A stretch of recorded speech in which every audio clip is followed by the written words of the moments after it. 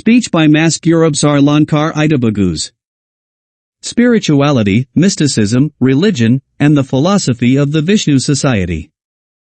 Ladies and gentlemen, girls and boys. My name is Lancar Bagus. I am a Gurubesar, professor and priest of the Vishnu Society. I did not come to the Netherlands to preach a religion or to be believed. No, I came to restore the honor of Penchak Silat, to establish myself, and above all, to pass on the story of my ancestors, the story of the Vishnu Society. For, as our teachings say, it is better to bravely face danger and endure half of its consequences, than to remain passive out of fear of what might happen. Today, I invite you on a brief yet meaningful journey through spirituality, mysticism, religion, and the unique worldview of the Vishnu Society. While these terms are often used interchangeably, in our view they represent entirely different realms. The Vishnu Society is not a religious sect, but a spiritual community grounded in empirical knowledge rooted in observation, experience, and the teachings of our ancestors.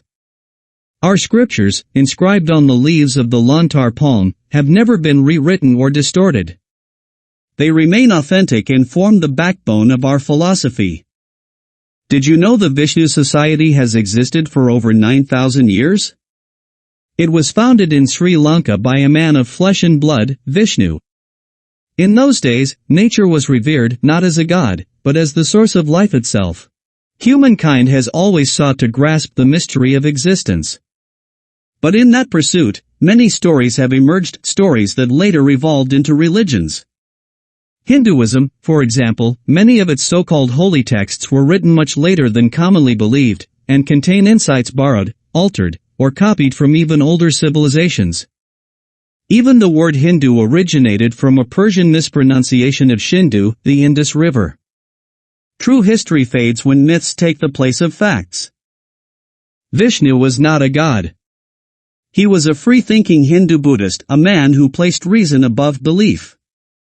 The Sanskrit word buddhi, meaning discernment or intellect, was central to his teachings. And that is precisely where our worldview begins. Our priests, or rather, Gurubesars, do not proclaim divine truths. They are professors of spiritual science, ethics, martial arts, and human consciousness. What do we believe?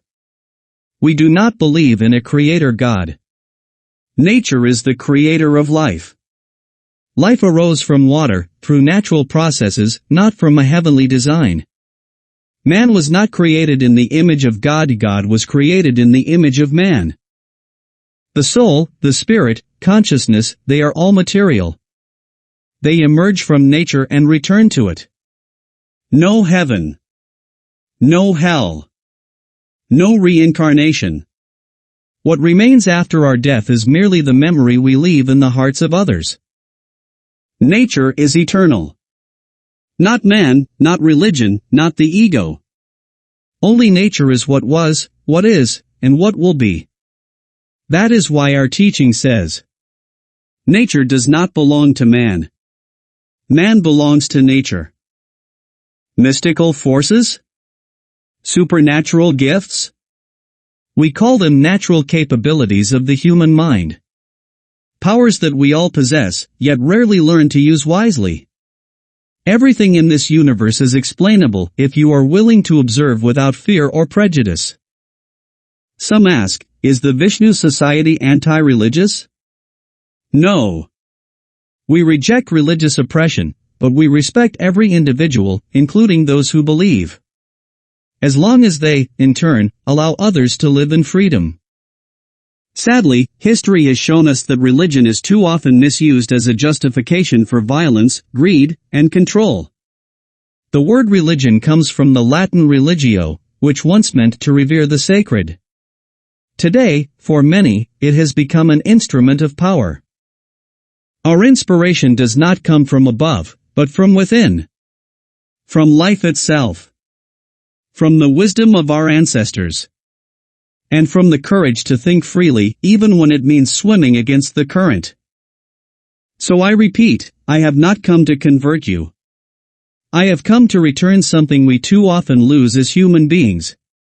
our connection to nature, to ourselves, and to one another. Thank you.